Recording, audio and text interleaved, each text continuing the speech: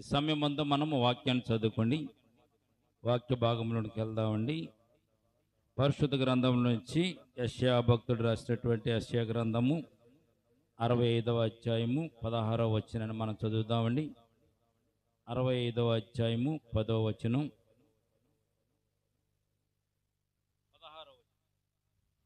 65:16 చదువుతామండి. 65:16వ వచనం ఈ సందర్భంలో మనం చదువుదామా. దేశములో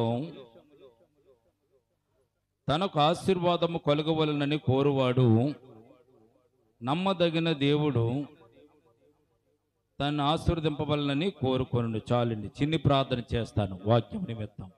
ప్రేమల తండ్రి, కృపల దేవాందమునైనా ఇంతవరకు పాటలు ఎందుకు తోడుకున్న దేవా, ఇదిగో నేను ప్రభా వాక్య భాగాన్ని కూడా మీరే మాకు తోడుకొనండి. సదబడిన లేఖన భాగాన్ని విరిచి వడ్డించండి. ఇదిగో ప్రభా నీ బిడ్డలమైన మా వెనుకల్లో ప్రభా వాక్యాన్ని ప్రభా మీరే మాతో మాట్లాడండి. కూడి వచ్చిన ప్రతి ఒక్క బిడ్డని దీవించి నేను ప్రభా వినగల చెవులు, గ్రహింపగల హృదయం, అంగీకరించే మనసు, ఆనందించే ఆత్మను దయచేయండి. మరి మీకు మా ప్రభా నిలబడిన దాసును మరుగుపరచండి. ఒట్టువాడిని మట్టివాడిని ప్రభు నేను అరికాలు మొదలుకొని నిన్నెత్తి వరకు కూడా ప్రభా మీ స్వాధీనంలో ఉంచుకొని ఈ సమయం ముందు ప్రభా నీ బిడ్డలమైన అందరితో మాట్లాడమని, చేసిన ప్రార్థన పాదసాన్ని చేర్చుకోమని యేసయ్య ఉన్నతమైన పరిశుద్ధ నామాను ప్రార్థించి మిక్కిలి వినయముతో బ్రతిమలి వేడుకొనిచున్నాము తండ్రి, ఆమేన్, ఆమేన్. ప్రియదేవుని బిడ్డలారా, శ్రేష్టమైనటువంటి సమయంలోనికి మనం వచ్చాము.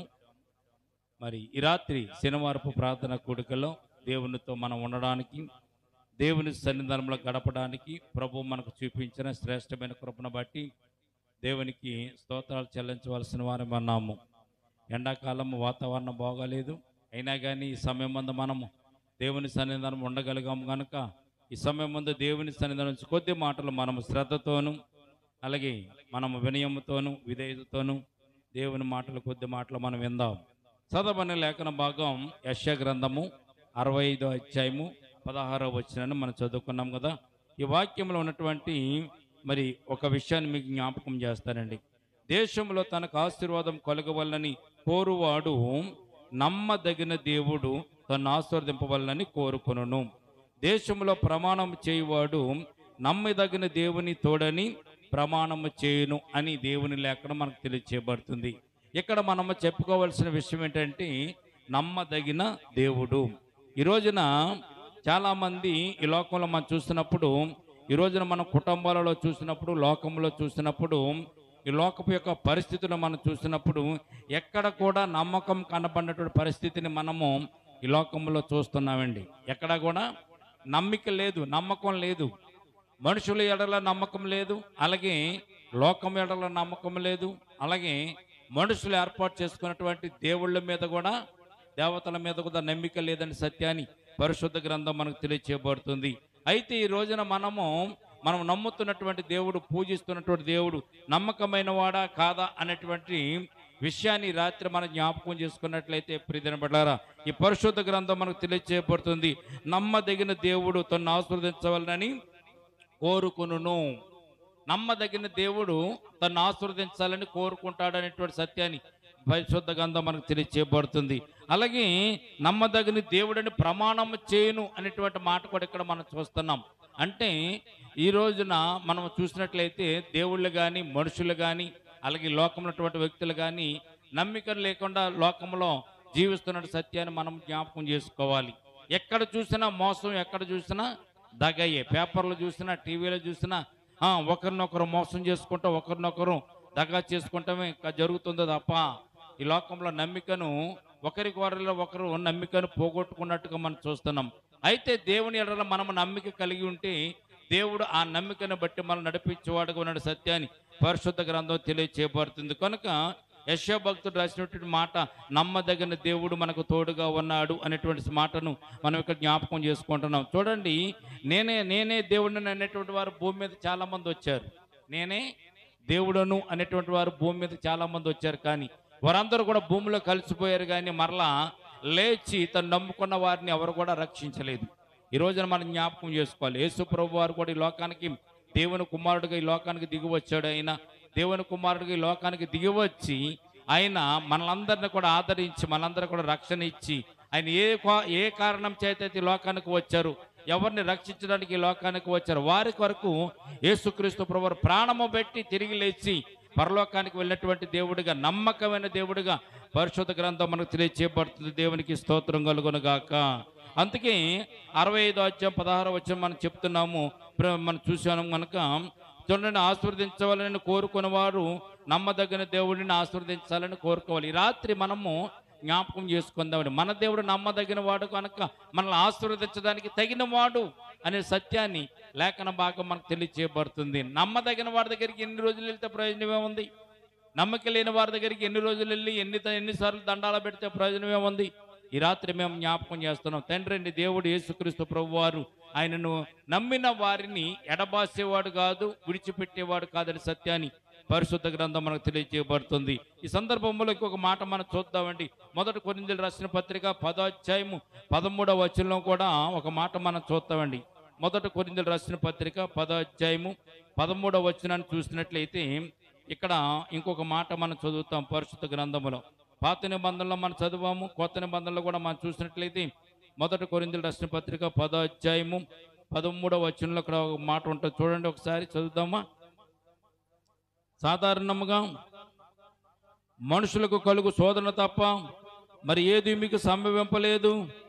దేవుడు నమ్మదగినవాడు, మీరు సహింపగలిగినంత కంటే ఎక్కువగా ఆయన మిమ్మను శోధింపబడనీయుడు.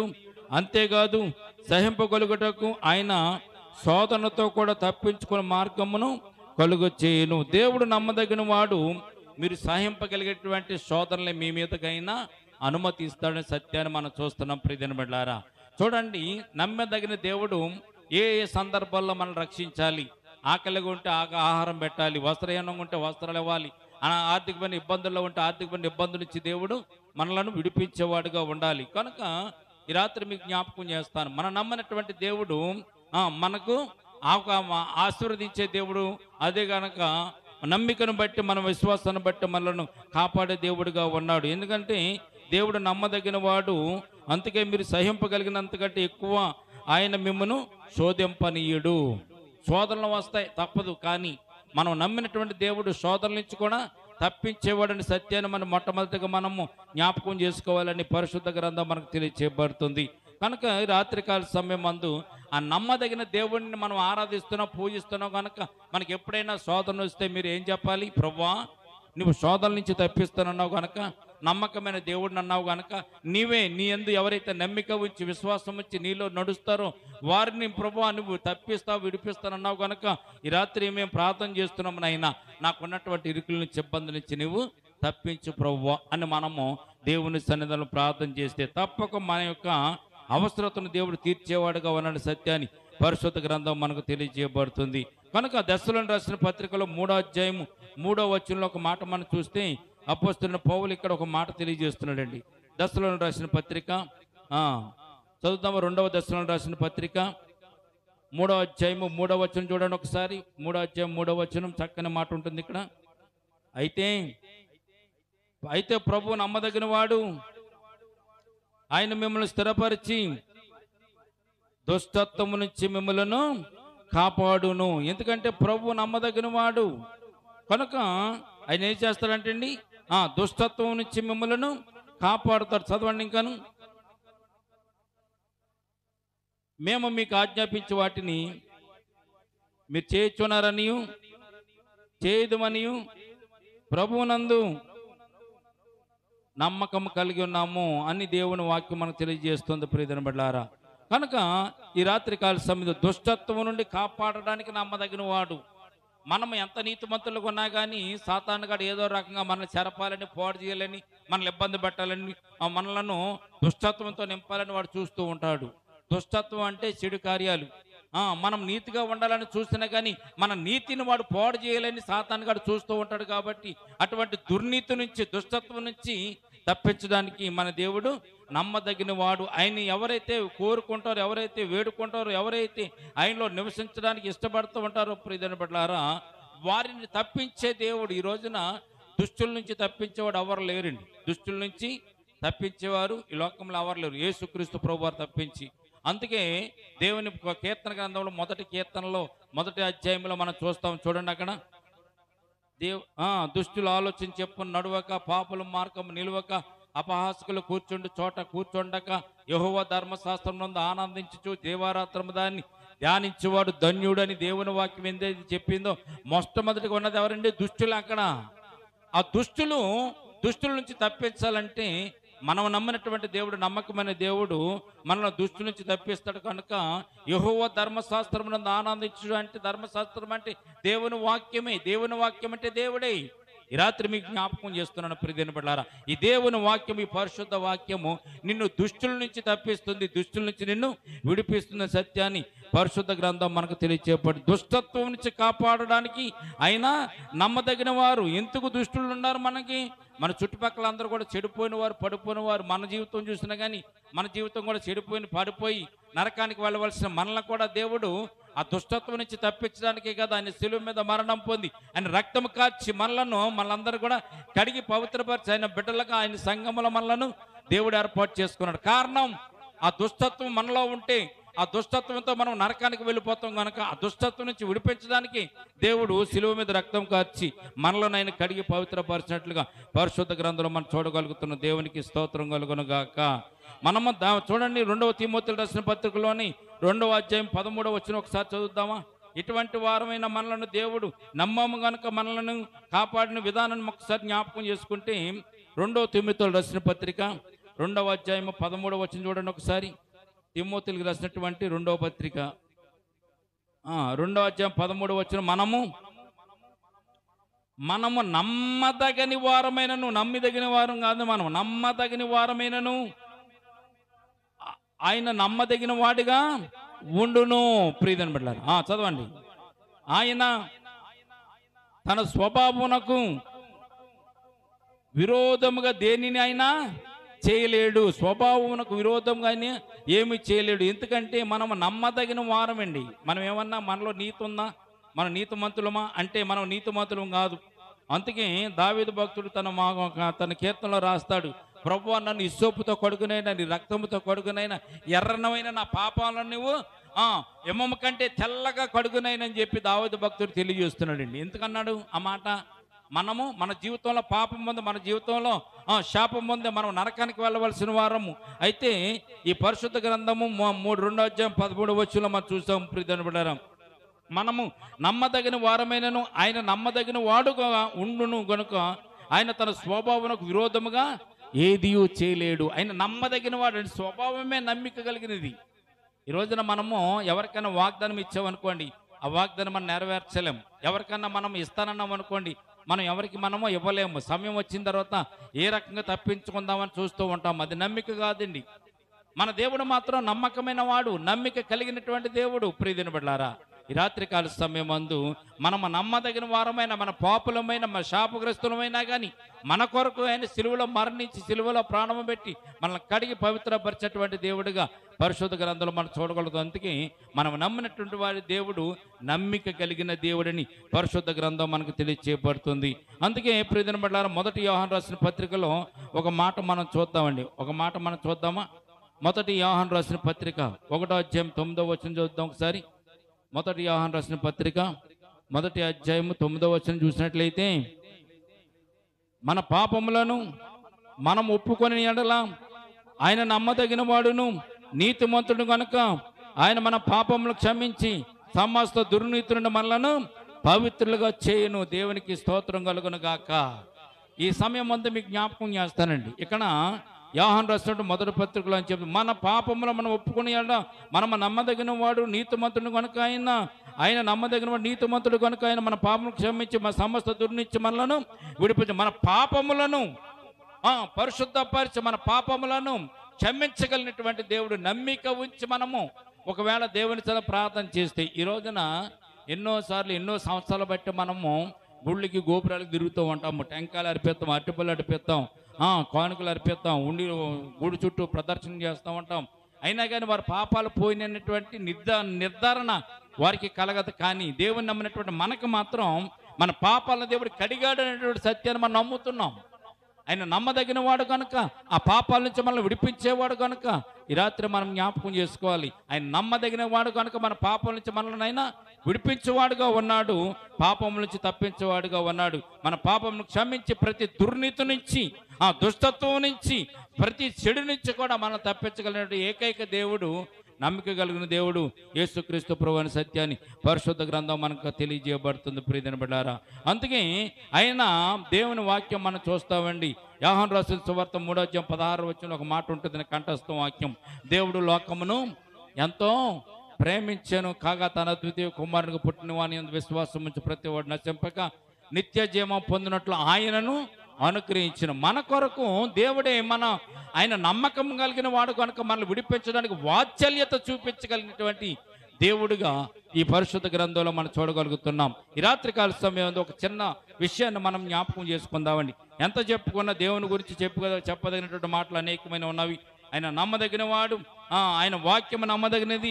మనం నమ్మదగిన వారమైనా కానీ ఆయన మనకు నమ్మదగిన వాడు కనుకనే మనల్ని క్షమించి మన దుర్నీతి నుంచి విడిపిస్తున్నాడు సత్యాన్ని మనం నేర్చుకున్నాం. అన్ని విషయాలు ఈ లోకమంతా కూడా నమ్మదగినదిగా ఉన్నప్పటికీ దేవుడు మనల్ని నమ్మదగిన వారుల మధ్యలోంచి మనల్ని విడిపించి నమ్మిక కలిగే వారుగా దేవుడు మనం చేస్తున్నాడు. చూడండి, దేవుని మీద నమ్మిక ఉంచి నువ్వేదన్నా ప్రమాణం చేసినా, దేవుని మీద నమ్మిక ఉంచి, దేవుని మీద విశ్వాసం ఉంచి, దేవుడు నాకు ఈ కార్యం చేస్తాడనేటువంటి విశ్వాసాన్ని నీవు కనుక కలిగి ఉంటే ఆ కార్యాన్ని దేవుడు ఎలా చేస్తాడన్న సత్యాన్ని పరిశుద్ధ గ్రంథంలోంచి ఒక స్టోరీని మనం జ్ఞాపకం చేసుకున్నట్లయితే మనకు అర్థమవుతుంది. చూద్దాం ఒకసారి. ఈ సమయం ముందు మొదటి రాజుల గ్రంథము 18వ అధ్యాయము 19-29 ఒకసారి చూద్దామండి. మొదటి రాజుల గ్రంథంలోనికి వెళ్దాం మనము.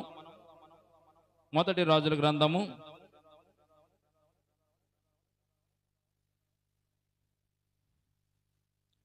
18వ అధ్యాయము 29 చూడండి. మొదటి రాజుల గ్రంథము 18వ అధ్యాయము 29 ఈ ప్రకారము మధ్యాహ్నమైన తర్వాత అస్తమైన నైవేద్యం అర్పించు సమయమున వారు ప్రకటన చేయొచ్చు వచ్చిరు గాని మాట అయినను ప్రత్యుత్తరం ఇచ్చేవాడైనను లక్ష్యము చేసేవాడైనను లేకపోయిను. అప్పుడు ఏలియా నా దగ్గరికి రండి అని జనులందరూ చెప్పగా జనులందరూ అతని దగ్గరికి వచ్చిరి. అతడు క్రింద పడద్రోయబడి ఉన్న యెహోవా బలిపీటను బాగు చేసి యెహోవా వాక్కు ప్రత్యక్షమై నీ నామము ఇశ్రాయేలులోగుదునని వాగ్దానము నొందిన యాకోబు సంతతి గోత్రముల లెక్క చొప్పున 12 రాళ్లను తీసుకుని ఆ రాళ్ల చేత యెహోవా నామమున ఒక బలిపీఠమును కట్టి దాని చుట్టూ 2 మానికల గింజలను పట్టునంత లోతుగా కందకమున ఒకటి త్రవ్వించి కట్టెలను క్రమంగా పేర్చి యొద్దును తునకలుగా కోసి ఆ కట్టెల మీద ఉంచి జనులు చూస్తుండగా మీరు 4 తొట్ల నిండా నీళ్లు నింపి దహన బలిని పశువుల మీదను కట్టెల మీదను పోయిడని చెప్పాను. అది అయిన తర్వాత 2వ మారు ఆ ప్రకారమే నీళ్లను పోయమని చెప్పాను. వారు 2వ మారు కూడా అలాగ చేసిరి. 3వ మారు కూడా చేయమని చెప్పగా 3వ మారును చేసిరి. అప్పుడు ఆ నీళ్లు బలిపీఠము చుట్టూ పొర్లి పారెను. మరియు అతడు కందకము నీళ్లతో నింపెను. అస్తమైన నైవేద్యం అర్పించే సమయమున ప్రవక్త ఏలియా దగ్గరికి వచ్చి ఇలాగూ ప్రార్థన చేసెను. ఏమైనా ప్రార్థన చేస్తున్నాడు చూడండి ఇక్కడ. యెహోవా అబ్రహాము ఇస్సాకు ఇశ్రాయేలు దేవా, ఇశ్రాయేలు మధ్య నీవు దేవుడువై ఉన్నావనియు నేను నీ సేవకుని ఉన్నానని ఈ కార్యములని నీ సెలవు చేత చేసిననియు ఈ దినమున కనపరచుము అని ఏలియా ఇక్కడ ప్రార్థన చేస్తున్నాడండి. ఇప్పుడు మనం చదవబడినటువంటి చరిత్ర అంతా కూడా ఏలియాదిని ఆహాబుకి మధ్యలో జరిగినటువంటి సంభాషణ ఇది. మొదటి వచనం నుంచి చూసినట్లయితే ఏలియా ఆహాబు దగ్గరకు వచ్చి చెప్తాడు, ఇదిగో ఆహాబు, ఎన్నాళ్ళ మట్టుకు మీరు 2 తలంపులతో ఉంటారు, ఎన్నాళ్ళ మట్టుకు 2 మనసులతో మీరు ఉంటారు. కనుక ఈ రోజున తేలిపోవాలి ఎవరు నిజమైన దేవుడు. నిజమైన దేవుడు ఎవరో తెలిసిపోవాలి, ఎవరో తేలిపోవాలి. కనుక మీరు బయలుదేవతలు దేవుడని నమ్ముతున్నారు కదా, నేనైతే యెహోవా దేవుడని నేను నమ్ముచున్నాను. కనుక ఇదిగో నీ మధ్య నా మధ్య ఒక కార్యం చేద్దాం దా, ఒక బలి నరిపిద్దాం రా. ఎవరి బలినైతే అగ్ని వేయకుండా దేవుడు దహించి వేస్తాడు, ఆ దేవుడు నిజమైన దేవుడని మనము అందరూ కూడా కొలుద్దాం. ఒకవేళ మీ దేవతలు కనుక అగ్ని వేయకుండా బలిపీఠమున కందములు నీళ్లను కనుక ఆరజేస్తే మీ దేవతే గొప్ప దేవత, నేను పూజిస్తాను, నా దేవుని మర్చిపెట్టేస్తాను. ఒకవేళ నేను నమ్మని దేవుడు కనుక చేస్తే మీరందరూ కూడా దేవుని మీరు పూజించాలి అని చెప్పి అక్కడ ఒక ప్రతిజ్ఞ ఏలియా చేస్తున్నట్టుగా మనం చూస్తున్నాం. చూడండి, 850 మంది బయలు ప్రవక్తలను ఏలియా పక్క ఒక్కడే దేవుని పక్షం నిలబడి అక్కడ ప్రమాణం చేయడానికి, అక్కడ వాగ్దానం చేయడానికి, ఆ యొక్క పరీక్షకు గురి నిలబడడానికి ఎంత ధైర్యం కావాలి? ఈ లోకంలో మనుషుల ఎడలు మనము పరీక్షకు నిలబడాలంటే నిలబడలేము. నీ దేవుడు గొప్పవాడని చూపించి అన్నారు అనుకున్న మనల్ని మనం ఏమి చూపించలేం. నువ్వు నమ్మని దేవుడు గొప్పవాడని నువ్వు చూపించంటే ఏం చూపిస్తారు? మీరు ఏం చూపిస్తారు? మీ ఇంట్లో జరిగినటువంటి గొప్ప కార్యాలు ఏమైనా చూపించాలి. మీ జీవితంలో జరిగినటువంటి కార్యాలు ఏమైనా ఉంటే వారికి తెలియచేయాలి. మీరే మీ జీవితాలలో గొప్ప కార్యాలు మీరు చూడనప్పుడు దేవుని మీద నమ్మిక ఉందని ఎలా చెప్తాం మనము? కనుక ఏలియా మాత్రం ఒకటే అంటున్నాడు, నేను నమ్మిన దేవుడు గొప్పవాడు, నేను ఏది ప్రార్థన చేస్తే ఆ ప్రార్థన దేవుడు ఆలకిస్తాడని ఏలియా నమ్మినట్టుగా మనం చూస్తున్నాం. దేవునికి స్తోత్రం కలుగును గాక. ఎలా తెలుసు ఏలియాకి నేను ప్రార్థన చేస్తే దేవుడు ప్రార్థన ఆలకిస్తాడని? అంతకుముందు ఏలియా ప్రార్థన చేశాడు 3.5 సంవత్సరాల వర్షం కురవకూడదని. చూడండి, ఏదన్నా డబ్బు కావాలంటే ఎవరైనా తీసుకొచ్చేస్తారు, ఒకవేళ ఆహారం కావాలని ఎవరైనా తీసుకొచ్చేస్తారు. కానీ ప్రకృతిని శాసించగలిగినటువంటి శక్తి మానవునికి లేదు. ప్రకృతిని సూర్యుని ఆపాలన్నా, చంద్రుని ఆపాలన్నా, వర్షం రాకుండా ఆపాలన్నా ఎవరి తరం అది?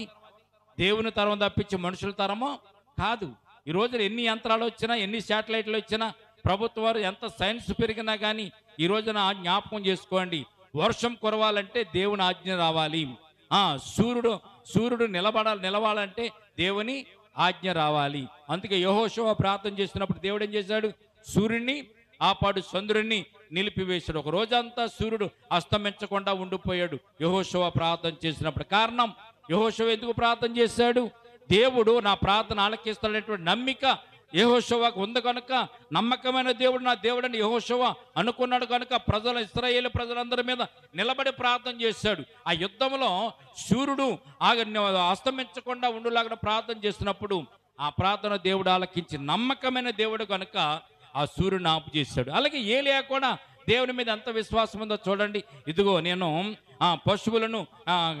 పశువులను వధించి ఆ మాంసమును బలిపీఠం మీద పెట్టి ఆ బలిపీఠం నిండా నీళ్లు పోసి ఆ కందకం నిండా నీళ్లు పోసి ఒకసారి కాదు, 2 సార్లు కాదు, 3 సార్లు నీళ్లు పోసిన ఆ బలిపీఠం మీద ఉంటే మాంసముని దేవుడే తన అగ్నిని పంపించి దహించి వేస్తున్నటువంటి సత్యము ఏలియా దేవుని మీద నమ్మిక ఉంచి ప్రార్థన చేస్తాడు కనుక ఈ రాత్రికాల సమయం అందు ప్రియదినపడారా ఏలియా యొక్క ప్రార్థన ఎంత గొప్పదో తెలిసింది.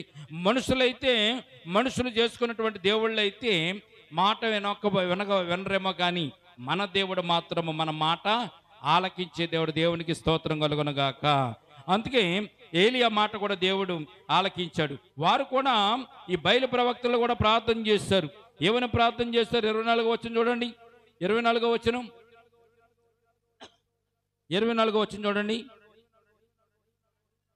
తర్వాత మీరు మీ దేవత పేరును బట్టి ప్రార్థన చేయడి, నేనైతే యెహోవా నామం బట్టి నేను ప్రార్థన చేస్తానని చెప్పాడు. ఏ దేవుడు కట్టెలను తగలబెట్టుట చేత ప్రత్యుత్తరం ఇచ్చును, ఆయనే దేవుడని ఇచ్చేయించుదాము రండని ఏలియా మరలా జనులతో చెప్పగా జనులందరూ ఆ మాట విని ఆ మాట మంచిదని ప్రత్యుత్తరం ఇచ్చిరి. 26వ వచనం చూడండి.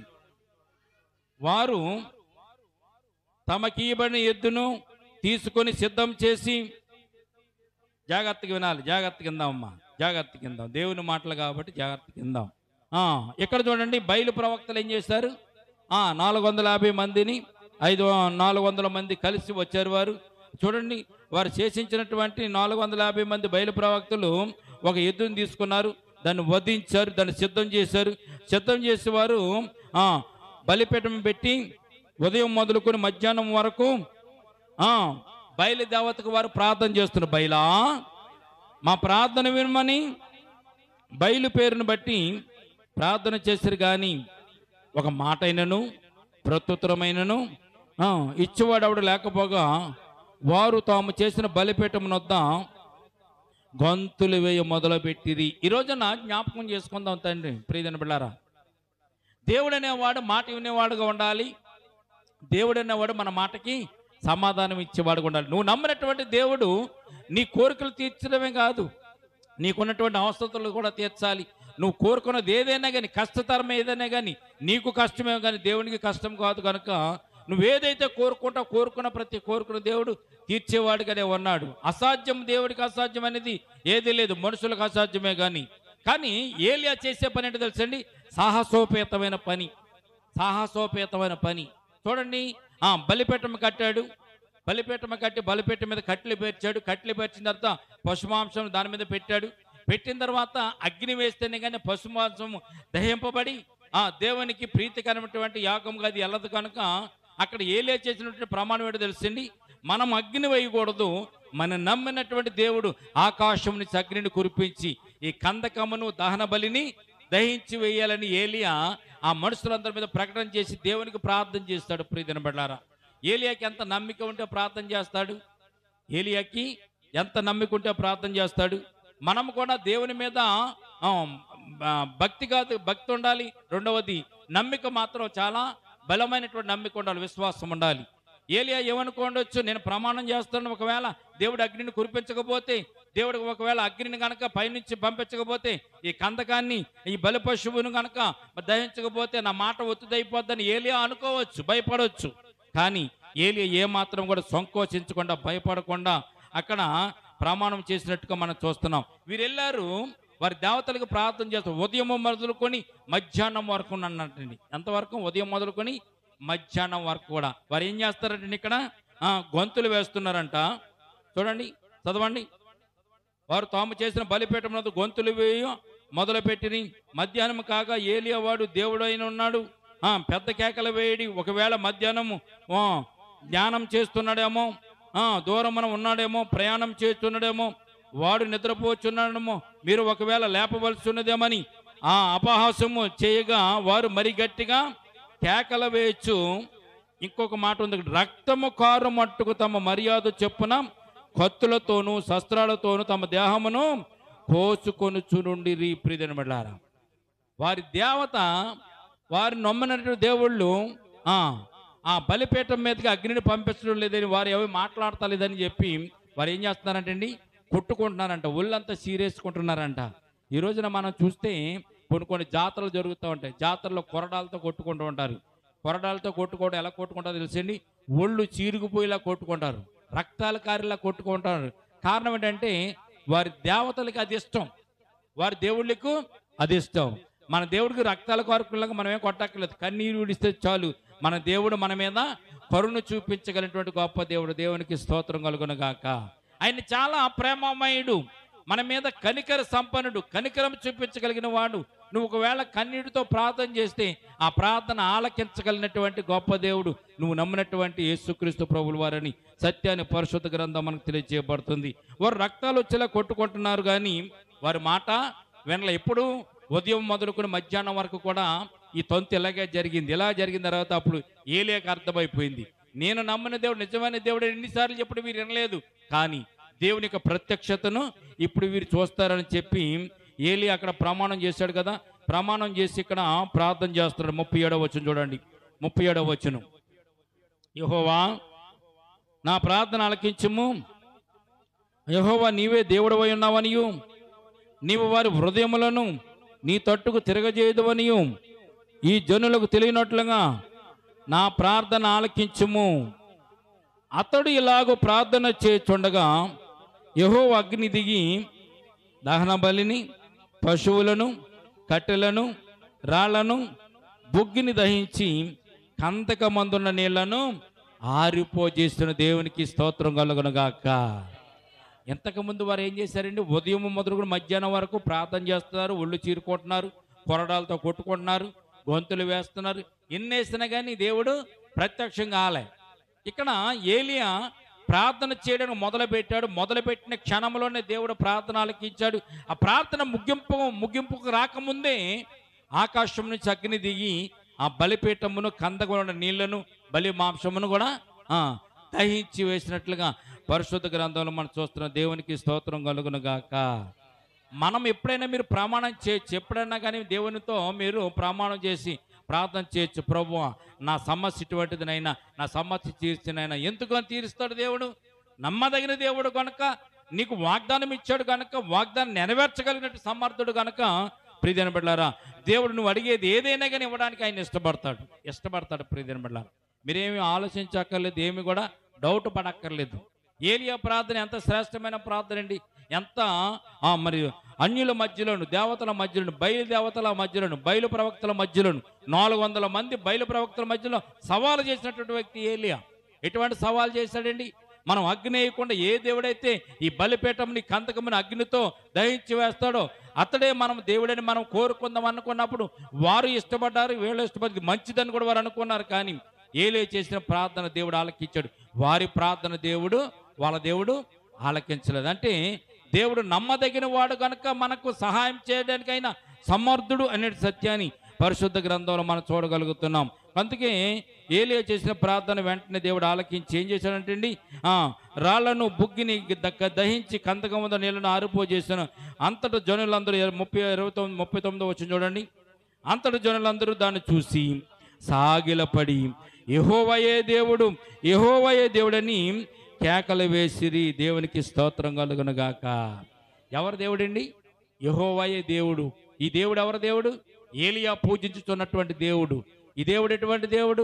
మనలందరినీ కూడా రక్షించినటువంటి దేవుడు, మనలందరూ కూడా పుట్టించిన దేవుడు, మనలందరినీ కూడా కడ వరకు కాపాడుతానని వాగ్దానం చేసినటువంటి దేవుడు. ఈ రాత్రి ప్రియమైన బిడ్డలారా, మీరు దేవుని యందు నమ్మిక ఉంచాలే కానీ, దేవుని యందు విశ్వాసం ఉంచాలే కానీ జరగని కార్యక్రమం అంటే ఏమీ కూడా లేదని సత్యాన్ని పరిశుద్ధ గ్రంథం మనకు తెలియజేయబడుతుంది. ఈ రాత్రి మన దేవుడు నమ్మదగిన వాడు. మనము నమ్మదగిన వారమైనాను, మన దేవుడు నమ్మదగిన వాడు కనుక ఆయన్ని మనము గౌరవించాలి, ఆయన గణపరచాలి, ఆయన సన్నిధానంలో మనము ప్రార్థన చేసుకోవాలి. ఆయన వాత్సల్యత చూపుటలో ఆయన నమ్మదగిన వాళ్ళు. విలాప వాక్యాలు 3వ అధ్యాయము 23వ వచనం ఒకసారి చదువుకొని మనం ప్రార్థన చేసుకుందాం. విలాప వాక్యాలు చదువుదాం ఒకసారి. 3వ అధ్యాయము 23వ వచనం అండి. విలాప వాక్యాలు 3వ అధ్యాయం 23వ వచనం చూడండి.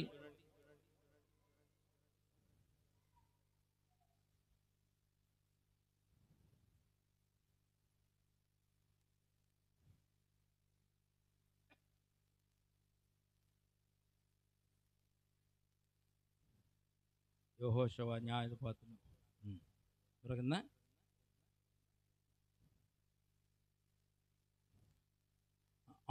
అనుదినము నూతనముగా ఆయనకు వాత్సల్యత పుట్టుచున్నది.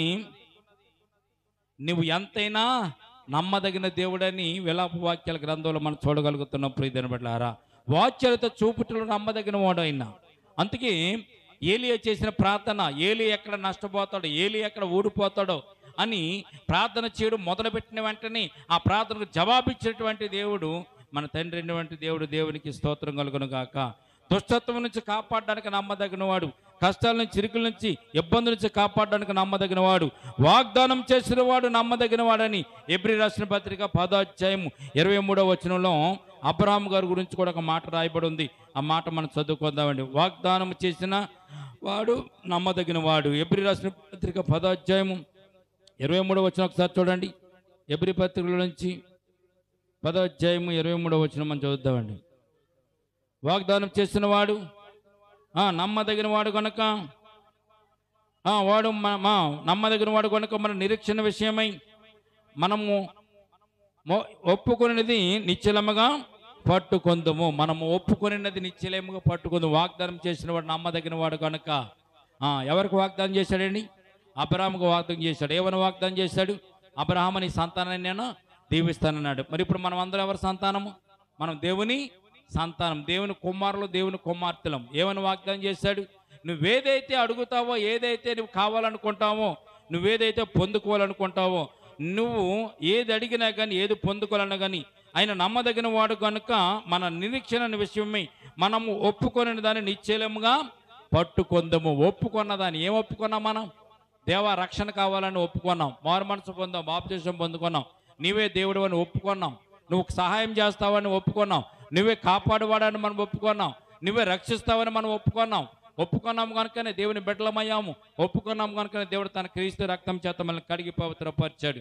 ఈ రాత్రికాల సమయం మందు ఆయన నమ్మదగిన వాడు కనుక ప్రియమైన బిడ్డలారా, వాక్యాలు చూపడం నమ్మదగిన వాడు, వాగ్దానం చేసిన వాడు నమ్మదగిన వాడు. ఈ రోజున వాగ్దానం చేసిన వాడు ఎవడ కూడా భూమి మీద బ్రతికిలేడు. కానీ యేసుక్రీస్తు ప్రభు ఒక్కడే నిత్యమైన ఉన్నవాడు, నిన్న నేడు ఏకరీతిగా ఉన్నవాడు కనుక ఆయన మనకు వాగ్దానం చేస్తాడు. నువ్వు కోరుకో నీకు ఇస్తానన్నాడు, నువ్వు అడుగు నీకు ఇస్తానన్నాడు. అందుకే అడుగుడి మీకు ఈబడిని, వెతుకుడి మీకు దొరుకుని, తట్టుడి తీయబడి అన్నాడు. నమ్మదగిన వాడు కనుక మనం ఆయన అడిగినట్లయితే మనకున్న అవసరతలు అక్కరతలు తీర్చడానికి ఆయన ఇష్టపడుతున్నాడు కనుక మనం నమ్ముకున్న ఆయన నమ్మదగిన దేవుడు, మనం కోరుకున్న ఆయన, మనం పూజిస్తున్న దేవుడు నమ్మదగిన దేవుడు కనుక మనం ఏలియాకమెళ్ళే మంచి విశ్వాసంతో, బలమైనటువంటి నమ్మికతో దేవుని మనకు ఉన్నటువంటి అవసరతలు అక్కరతలు పొందుకొనులాగా మనం ప్రార్థన చేస్తే మన ప్రార్థన కూడా దేవుడు ఆలకించేవాడు కనుక మనం నమ్మదగిన వారమైనా కానీ ఆయన మాత్రం నమ్మదగిన వాడు కనుక ఆయన విషయంలో మనము ఎక్కడ కూడా మనం అవిశ్వాసం చూపకుండా, మనము అపనమ్మిక లేకుండా దేవుని అడిగి దేవుని దగ్గర నుంచి కోరుకుందాం. ఈ కొద్ది మాటలు దేవుడు దీవించి మనలను ఆశీర్వదించును గాక.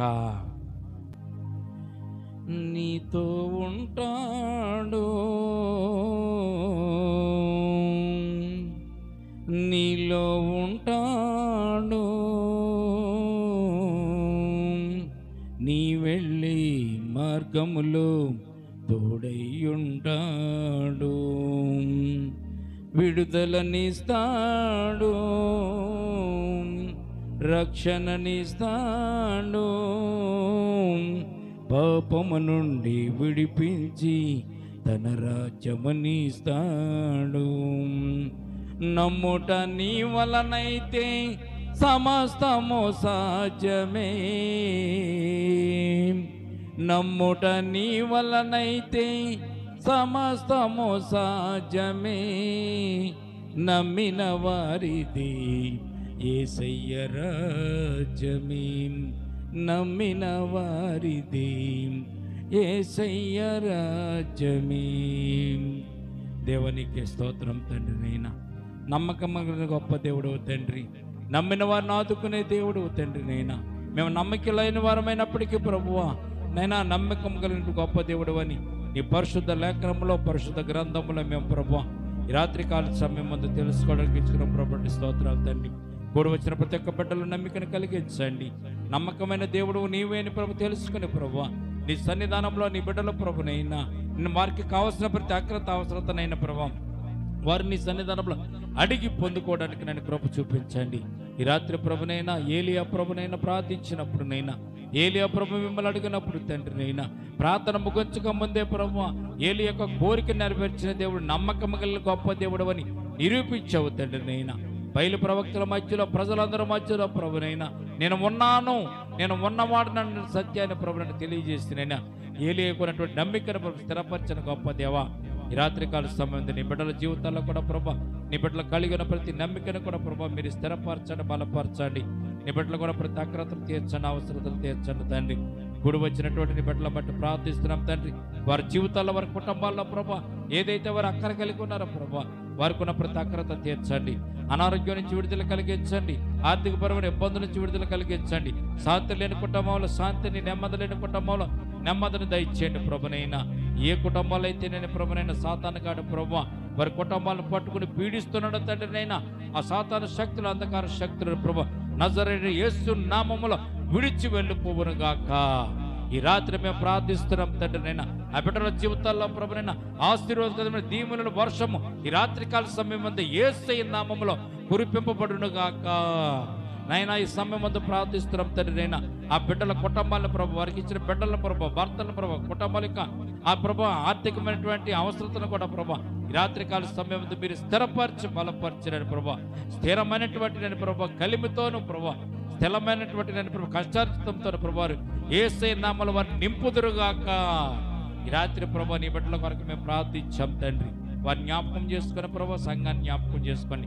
సంఘ బిడ్డల చుట్టూ మీకు కంచి వేసి కాపుదలు దయచేయండి ప్రభు. రానటువంటి బిడ్డల కొరకు ప్రార్థిస్తున్నారు, ఎందుకైతే రాలేకపోతున్నారు మరొకసారి ప్రభు వారికి అవకాశం దయచేసి నీ సన్నిధానం వారు పాలు పంపులు పొందడం కృప చూపించండి. ఎంతైనా నమ్మదగిన దేవుడు కనుకనైనా మమ్మల్ని అందరూ కూడా విడిచిపెట్టేవాడు కాదు. మీరు వాగ్దానం ఇచ్చారు తండ్రినైనా, అబ్రాహాముతో వాగ్దానం ఇచ్చారు, అబ్రాహ్మ నీ సంతానాన్ని దీవిస్తానని.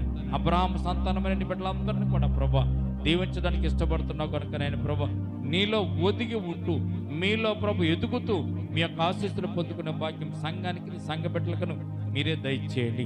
కూడి వచ్చిన బిడ్డలందరూ కూడా జ్ఞాపకం చేసుకోమని రేపటి దినంలో మరల ఇంటి రీతిగా కూడి కూడా కృప చూపించండి.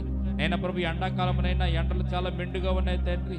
నైనా నడవలేని పరిస్థితుల్లో, పని చేసుకునే పరిస్థితుల్లో, బయట తిరగలేని పరిస్థితుల్లో ప్రభు వాతావరణాలు అంత వేడిగా ఉన్నాయి కనుక ప్రభు ఈ సమయం ముందు మేము ప్రార్థిస్తున్నాం. రేపటి దినమున ప్రభు నీ సన్నిధాలు మేము కూడుకుని ప్రభు నిన్ను ఆరాధించడానికి, నిన్ను స్తుతించడానికి నేను ప్రభు వాతావరణం అనుకూలపరచండి, వాతావరణం చల్లపరచండి. రేపటి దినమున నీ కార్యక్రమం అంతా కూడా ప్రభునైనా ఇగో మేలుకరముగా ప్రభు మేము జరిగించుకోవడానికి నీ కృప చూపించమని ఇదిగో ప్రభునైనా చిన్న బిడ్డలు జ్ఞాపకం చేసుకోండి. అలాగే ప్రభు చేతి పని చేస్తున్న వారిని జ్ఞాపకం చేసుకొని, ఉద్యోగం చేస్తున్న వారిని జ్ఞాపకం చేసుకొని, వ్యాపారం చేస్తున్న వారిని జ్ఞాపకం చేసుకొని, అలాగే గృహిణులకు ఉంటూ గృహతం చేస్తున్న ప్రతి ఒక్క బిడ్డ పైన ఈ దక్షిణాస్తం చాచి ముట్టిన వారికి ఉన్న ప్రతి అక్రత అవసరత మీరు తీర్చండి. అటు రీతిగా వివాహం కావాల్సిన బిడ్డల వరకు ప్రార్థిస్తున్నాం తండ్రి. వారి విషయంలో ప్రభు కృప చూపించండి తండ్రి. నేను ఉద్యోగంలోని బిడ్డల కొరకు కూడా ప్రార్థన చేస్తున్నాం, వారి విషయంలో కూడా కృప చూపించండి. అలాగే నేను ప్రభు వృద్ధాప్యంలో ఉన్నటువంటి తల్లులు ఉన్నారు తండ్రి. ఆ వృద్ధాప్యంలో ప్రభు నేను వారికి నేను మీరే తోడుకోండి. నేను ప్రభు అరికాల మొదలు నన్నెత్తి వరకు సంపూర్ణ స్వస్థత, ఆరోగ్యము వారికి దయచేసి వారిని నడిపించమని ఈ సమయం మందు ప్రభు నమ్మదగిన దేవుని రాత్రికాల సమయం మేము ధ్యానం చేసుకోవడానికి, నమ్మదగిన దేవుణ్ణి మేము ఈ రాత్రికాల సమయం మేము ప్రార్థన చేయడానికి మాకు ఇచ్చిన శ్రేష్టమైన కృపను బట్టి స్తోత్రాలు చెల్లించుకుంటూ మా ప్రార్థనలకు ఇచ్చి మా ప్రార్థన జవాబును కూడా దయచేయమని రేపటి దినం రీతిగా కూడుకుని స్తుతించేంత వరకు మీ కాపుదల, మీ కృప తోడుగా వచ్చి నడిపించమని ఇక ప్రభు దీనదాసుడు చేసిన ప్రార్థన ప్రభు మీ పాదచారం చేసుకుని మా పెదవుల నుండి ప్రార్థన వచ్చిన మాటలు కాదు కానీ ప్రభు యేసయ్య నామాలు మేము చేసే ప్రతి ప్రార్థన మీరు ఆలకించి ప్రార్థనకు జవాబును దయచేయమని యేసయ్య ఉన్నతమైన పరిశుద్ధ నామమున ప్రార్థించి మిక్కిలి వినయముతో బ్రతిమాలి వేడుకొనుచున్నాము తండ్రి. ఆమేన్, ఆమేన్. మన తండ్రి అని దేవుని ప్రేమయు, కుమారుడని యేసుక్రీస్తు కృపయు, పరిశుద్ధాత్మను సహవాసము ఇప్పుడు ఎల్లప్పుడూ ప్రభుత్వ పర్యంతము సంగమునకును మనకును సదాకాలము తోడు నీడగుండును గాక. ఆమేన్. యేసు రక్తమే ఇచ్చాం, ప్రవేశ రక్తమే ఇచ్చాం. యేసు నామమున సంపూర్ణ విజయం కలుగును గాక. ఆమేన్.